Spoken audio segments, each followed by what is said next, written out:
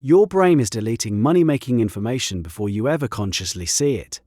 Right now, as you go about your day, opportunities are passing through your field of awareness and being scrubbed clean, filtered out like spam.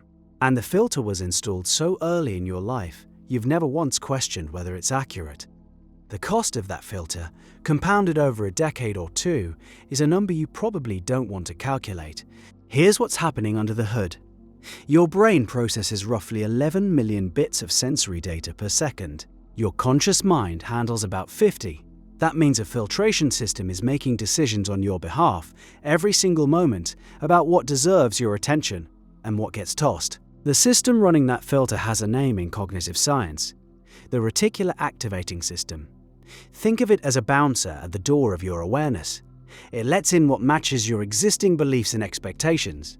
Everything else gets turned away at the rope. So when someone carries a deep inherited story that says money is hard to come by, or that wealthy people are dishonest, or that someone like them doesn't get those breaks, the bouncer has its orders. An email with a freelance opportunity sits in the inbox and gets skimmed past. A conversation at a dinner party where someone mentions a gap in the market floats by like background noise. A job listing that would represent a 40% raise gets scrolled past because something in the body tightens and whispers, "That's for other people." The opportunities were there. The eyes saw them. The brain deleted them before they reached the part of the mind that acts. And this raises an uncomfortable question about every person who's ever said, "I just don't get opportunities like that." What if they did? Hundreds of times, and their own filtration system incinerated the evidence. Researchers at Cornell estimated that the average adult makes about 35,000 decisions per day. The vast majority happen below conscious awareness. Your brain is running pattern-matching software trained on years of accumulated experience, conversation, and emotional memory. Whatever you were told about money between ages 5 and 12, by parents, by teachers, by the general texture of the household, became the training data. The algorithm has been running on that dataset ever since. A kid who grew up hearing "we can't afford that" 3 times a week for a decade has a fundamentally different filtration system than a kid who grew up hearing "how could we afford that?" One is a closed door. The other is a prompt to problem solve. Both kids grow into adults who believe they're seeing reality clearly. Neither one realizes they're seeing a curated highlight reel that confirms what they already believe. This is where it gets mechanical. Psychologists call it confirmation bias, but that term undersells the depth of what's happening. Confirmation bias sounds like a thinking error you can correct with awareness. The money story filter operates closer to perception itself. It shapes what you literally notice in a room. 2 people can attend the same networking event, hear the same conversations, meet the same people, and one walks away with 3 potential collaborations, while the other walks away thinking it was a waste of time. Same room, same hours, radically different inputs reaching conscious awareness. So what happens when someone changes the story? The research on this is surprisingly specific. In a series of experiments on selective attention, subjects who were primed with a goal, even a goal they'd been given minutes earlier, began noticing goal-relevant information in cluttered visual environments at significantly higher rates.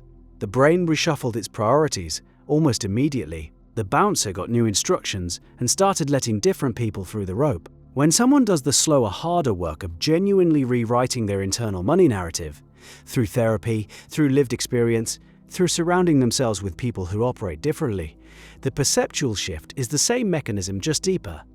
The training data updates, the algorithm recalibrates, and suddenly, the world appears to change. A friend moves to a new city, and within 6 months is talking about business ideas. Constantly, you think the city has better opportunities. Maybe. Or maybe the new environment disrupted the old story enough that the filter loosened its grip, and now the same density of opportunities that always existed is finally reaching conscious awareness. The timing of this shift catches people off guard. They expect a slow, gradual widening. What actually happens feels more like someone cleaned a windshield you forgot was dirty. The opportunities don't trickle in, they flood. And the person experiencing it almost always says the same thing: "I don't know where all of this is coming from. It was always coming. The door was just closed." There's a real counter-argument worth addressing here. Skeptics will say this is magical thinking dressed up in neuroscience, that changing your beliefs about money doesn't put money in your bank account. They're right about the second part. Changing a belief alone deposits nothing, but changing a belief changes behavior, and behavior is where the chain reaction starts.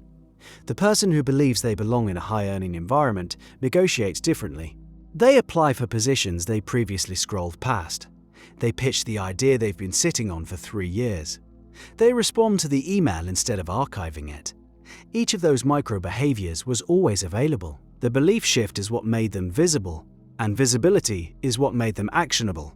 The compounding effect here is staggering. One acted upon opportunity creates a result. That result updates the internal story further. The updated story loosens the filter another degree. More opportunities become visible, more get acted on. The cycle accelerates. People describe this as momentum or things clicking into place, but the mechanism is recursive. Each action feeds back into the perceptual system that determines what the next set of available actions looks like, and the same mechanism runs in reverse. Every passed-over opportunity reinforces the story that opportunities are scarce. Every day the filter runs unchanged, its criteria calcify a little more. A year passes. 5 years. The person's world genuinely shrinks, the range of actions they perceive as available to them narrows, and they interpret that shrinking as evidence that they were right all along. The filter creates the reality that justifies the filter. Think about the last time you bought a car. Suddenly, that exact model appeared everywhere, on highways, in parking lots, at intersections. The cars were always there. Your brain just started tagging them as relevant. Money works the same way, except the stakes are your entire economic life, and the car is every opportunity your brain either flags or discards across a span of decades. The practical question becomes, how does someone actually rewrite the story? And the answer is less comfortable than a 5-step framework.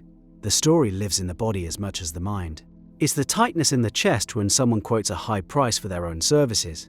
It's the subtle flinch when a bank balance crosses a certain threshold going up, a threshold that feels like it belongs to someone else. These physical responses are the story expressing itself below language, and they're often the last layer to update. The people who successfully rewrite it tend to share one pattern. They put themselves in rooms where their old story doesn't match the environment.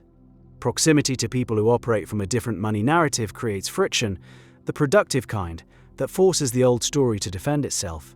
And a story that has to defend itself becomes visible. You can't rewrite something you can't see. One sentence can start the whole cascade. A mentor who says, "Why are you charging that little?"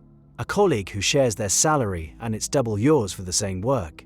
A moment where the gap between your story and observable reality becomes too wide to ignore. That's the crack in the windshield. Light gets in, the filter stutters. And for the first time, you see the email, the listing, the conversation, the open door that was always right there in your peripheral vision, getting deleted 35,000 times a day. The car was always on the highway. You just started looking.